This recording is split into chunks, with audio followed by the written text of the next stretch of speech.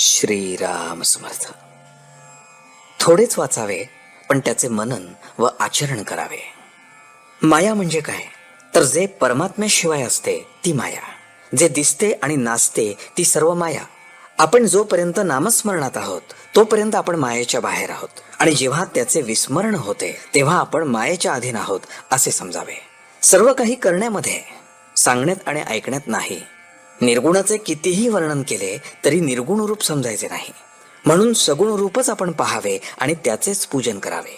मी निर्गुणाची उपासना करतो असे जो म्हणतो त्याला खरे म्हटले म्हणजे निर्गुण हे काय ते समजलेच नाही, कारण तिथे सांगायलाच कोणी उरत नाही.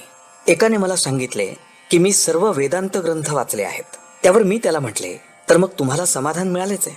त्यावर तो म्हणाला, तेवढेच काय ते मिळाले नाही. मग एवढे वाचून काय उपयोग झाला? त्या वेदांताला घेऊन मग करायचे काय? आपण आपली भोळी भाबडी भक्तीच करावी. देवाला अनन्य शरण जाऊन त्याचे नामस्मरण करीत जावे, म्हणजे सर्व काही मिळते. जो जेवायला बसतो तो माझे पोट भरावे असे कधी शब्दांनी म्हणतो का? पण जेवण झाले की आपोआपच पोट भरते. आपण ग्रंथामध्ये जे वाचतो ते जर आचरणामध्ये आणले नाही तर त्या वाचनाचा उपयोग काय? म्हणून आपण फारसे वाचनाच्या वगैरे नादी लागू नये, कारण त्याने खरे साधन बाजूलाच राहते आणि त्या वाचनाचाच अभिमान वाटू लागतो. म्हणून थोडेच वाचावे आणि त्याचे मनन करावे. शरीराच्या अगदी लहान भागाला लागले तरी सबंध देहाला वेदना होतात. त्याप्रमाणे दिवसाची एक घटका जरी आपण भगवंताच्या स्मरणात घालवली तरी सबंध दिवस त्यामध्ये जाईल, आणि दिवसांचेच महिने, महिन्यांचेच वर्ष आणि वर्षांचेच आपले आयुष्य बनलेले असते. त्या दृष्टीने आपले सर्व आयुष्य भगवंताच्या स्मरणात जाईल.